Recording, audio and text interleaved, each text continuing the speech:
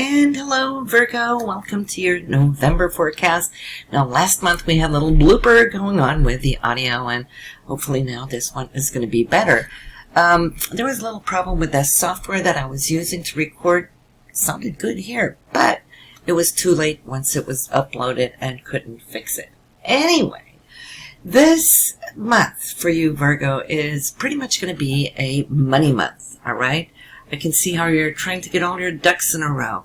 Money coming in, but also be aware of all the money that might be going out as well. It's just a month where I'm seeing that you're just finding things that are beautiful, things that you want, desire, and so forth, with Venus going here through your second house, okay? So, yes, that is money, but it's also your self-esteem, your self-worth, and so forth. So you're going to be working on that, and it's more like I can hear you talk to yourself and with that inner chat say, well, I deserve this, you know? And yes, you do, because you're so good, Virgo, throughout the whole entire year of being very practical, some of you even frugal, many of you being a minimalist, right? So this month, it's a month to splurge. Maybe you're doing early Christmas shopping and so forth as well. So, of course, that will also explain some extra money going out. Now, we do have Mercury going retrograde right here in that second house. So be careful with the high dollar pricey items, just so you don't get one of those that needs to go back in and be returned due to faulty moving parts or whatnot. Especially the high dollar ones like new computers. It's not the best month for it. However, the good news is that Mercury will be going direct again. And I wrote that down here for you on November 4th. You will see that things are going to start coming back to normal. But I'd give it an extra week, 10 days, for that Mercury to get out of its shadow. It still can do that little oopsie for all of us, right? So just be aware for any contracts that you sign, especially contracts pertaining to money, right? Because that might not be everything there is. Read the small print if you have to. The show must go on. Life must go on, even through Mercury retrogrades, right? But I can also see communications as far as matters of the heart, because of it going through the sign of Libra, which is all about the heart. It's about love. It's about romance. Those kind of things, too, could come into being. The sun is moving through the sign of Scorpio this month, and hey, Virgo, I think you're going to like that, because what is that? I think most of you know that Scorpio is very passionate. It's very intimate. It's very deep. And now this month for you, right here, third house is lighting up. This is where communication takes place.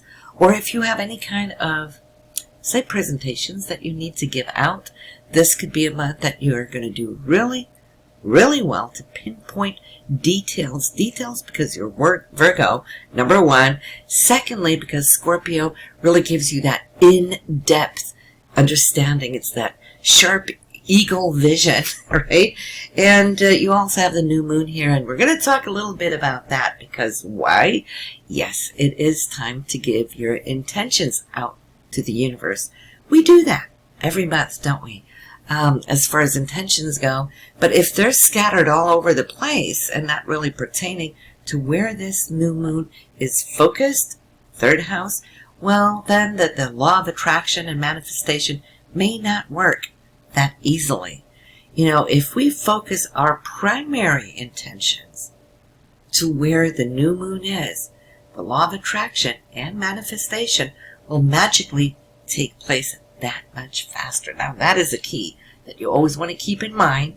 Doesn't mean you can't have other intentions put out there, but do know, if you're really wanting to attract something that's super important, it's the third house Scorpio you want to focus on. So what should that intention be?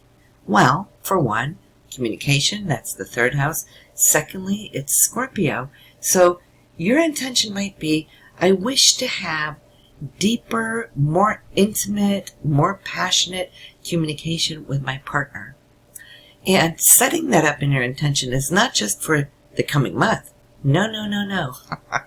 The thing is that we always need to remind ourselves of is that that new moon in this area right here in your third house, well, hey, that's setting you up for what?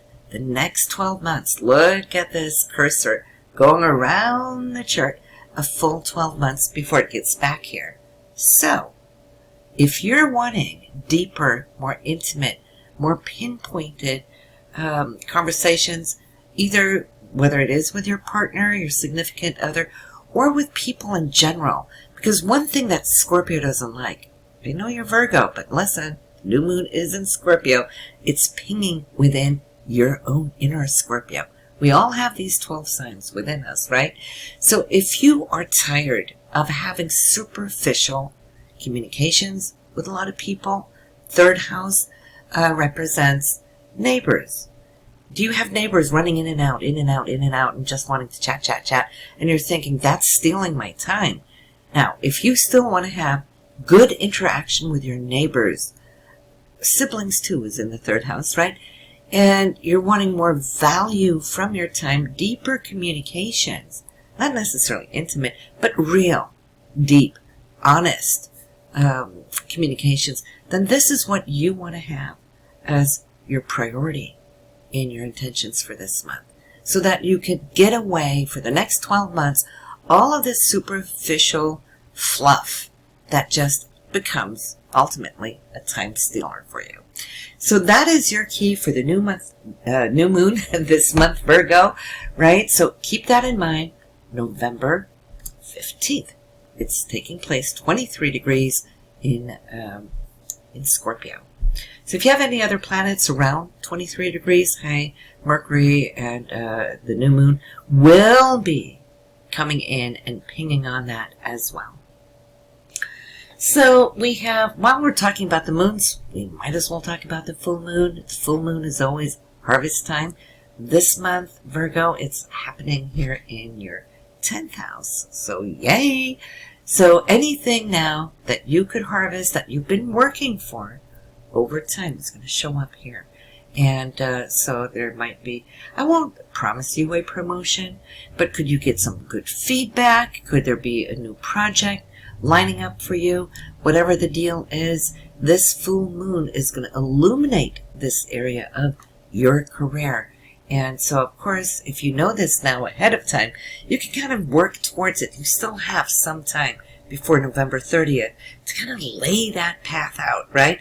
Have these interactions or talks, especially now since you also have the new moon there in your third house for communication on the 15th, right?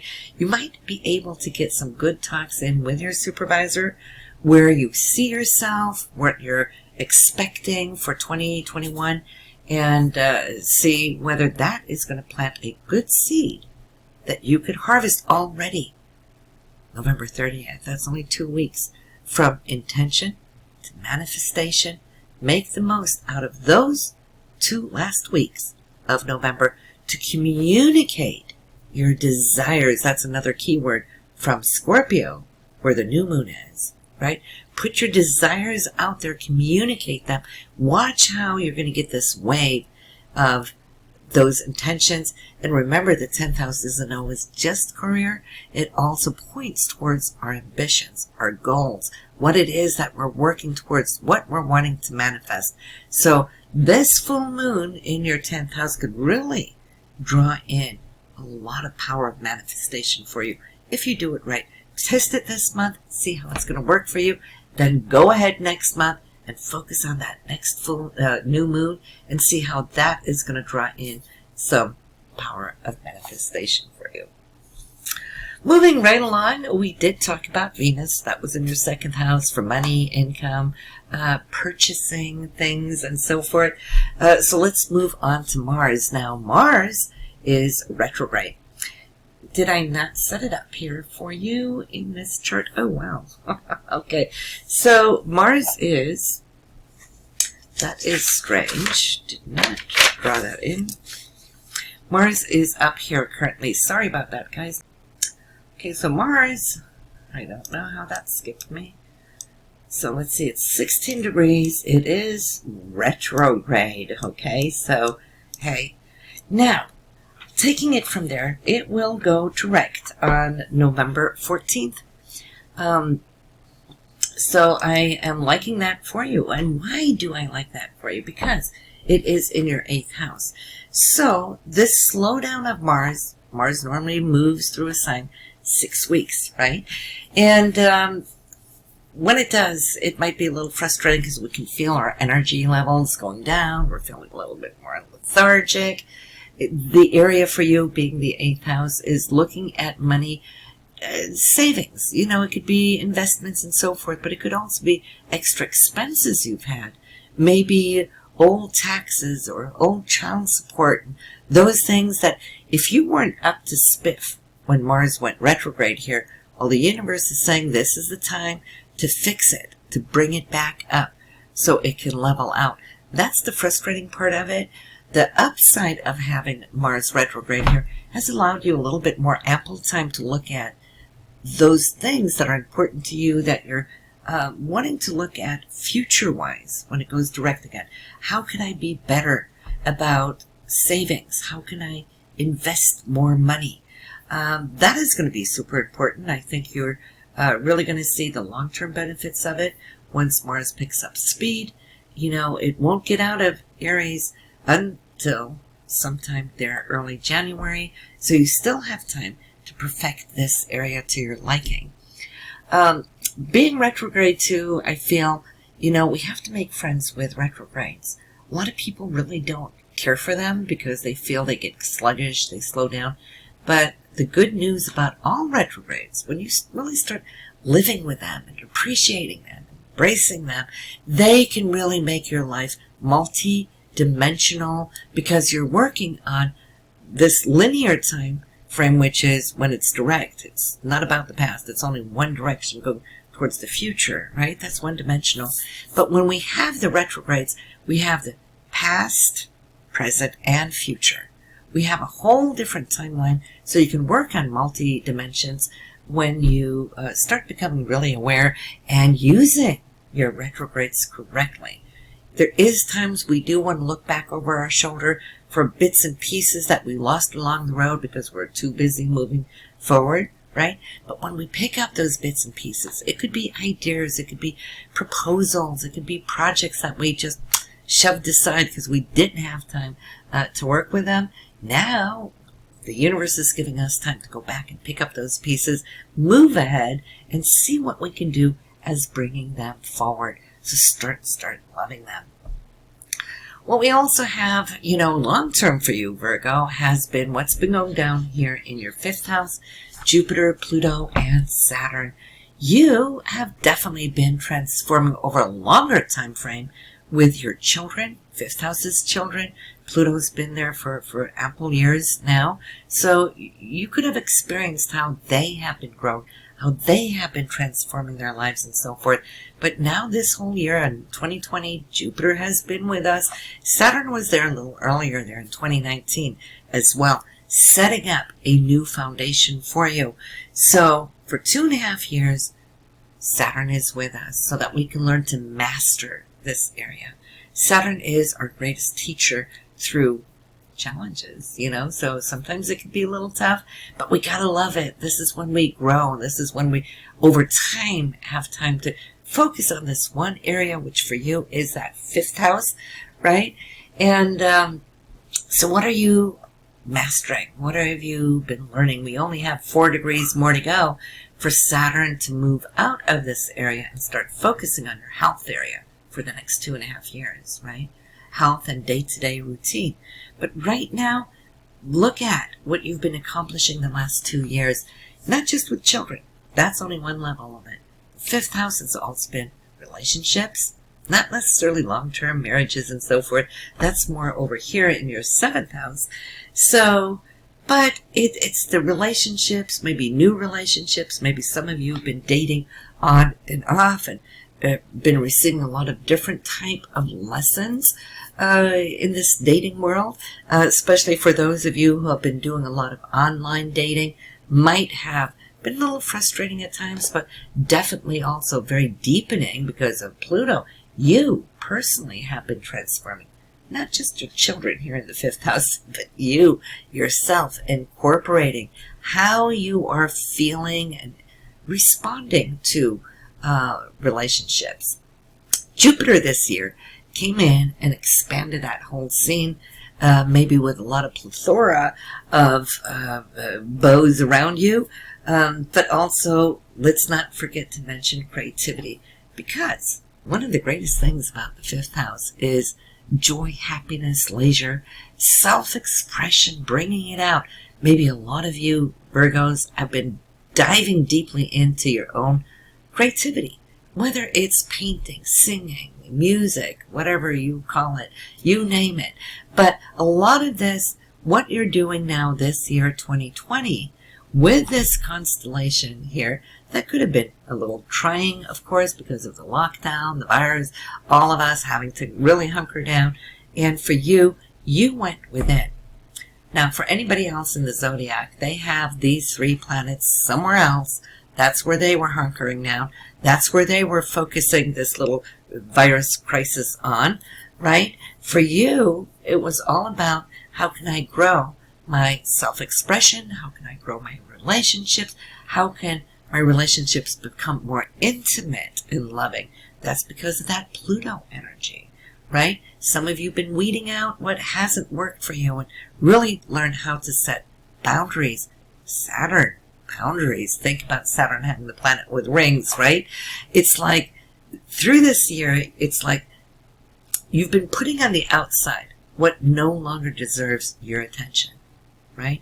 Those who deserve you, you will have on the inside of Saturnian rings, which you will embrace and you will protect, probably give the shirt off your back for the people that you love. But all these other acquaintances that just want to eat up your time, you're like, nope, not anymore. Nope, that's not good. It's given so much spiritual time to reflect, get into that higher awareness. What do I really, really want, right? What do I want to achieve?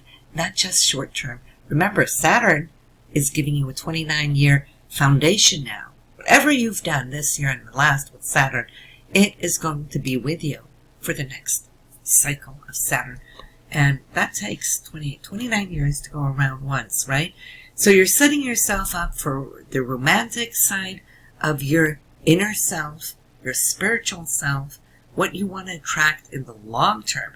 Think about all planets as like the new moon and intentions. It's not just the new moon that brings us the right and the choice to make these intentions. Every single planet in every single part of your chart, while it's passing through, is a time of placing one's intentions of how you want to see that area look. Like Venus right now, down here in the 2nd house. It's passing through only for a few weeks, a month. And so it'll be a whole year before Venus comes back. But the way you're thinking about money right now, the way you're spending money right now, is helping you look at how you want the rest of the following year to be in the way of purchasing, buying, selling, making money, and so forth. It's a money month for you, not just November, but how you want the following year to look like. Keep that in mind too. Just a little key, right? So, self-expression, children, romance, oh yeah, that is there for you. And we're moving right along here to Uranus, 9th house. Not going to spend too much time there because, for years Uranus is going to be here with you. So we're not going to use that much extra amount of time every year. Oh no, every month to talk about it. But Uranus is retrograde, has been retrograde for months. The news about Uranus this month is that it's going to go direct on November 29th, right? And it's the day before that full moon. So when Uranus starts moving forward again, we will see that it's awakening from this deep sleep of a lot of change. Now you can start seeing action and change, and the oh my God factor is coming back into your life, because that is what Uranus gives us. It's that wild card. We never know what Uranus gives us, but what would we do without it? Our life would be so stagnant. Uranus is what comes in, gives us that extra juice, right? That extra vitamin shot. Love, love, love this planet. For you in the 9th house, you might just feel that your energy is going to reawaken to want to start studying, to do some more research perhaps, or if you have been researching, you know, even under retrograde, giving you that extra time to do so, you might now feel it's time to start acting it out, whatever you've researched. Maybe it's been a new business, maybe it's been a hobby, but now would be a time to start moving forward. Give it a few, I would say a couple of weeks, because it moves so slowly before you do, but you'll start feeling how that energy is rising up into consciousness, preparing you for those changes that then December will bring as it moves forward wonderfully, right? So listen, it was wonderful connecting with you again. Thank you for all your comments. Thank you for all the love, you know, and shares and so forth. And do hit that notification bell so you are prompted when the next videos go up. I'll see you next month, Virgo. Have a good one. Stay safe.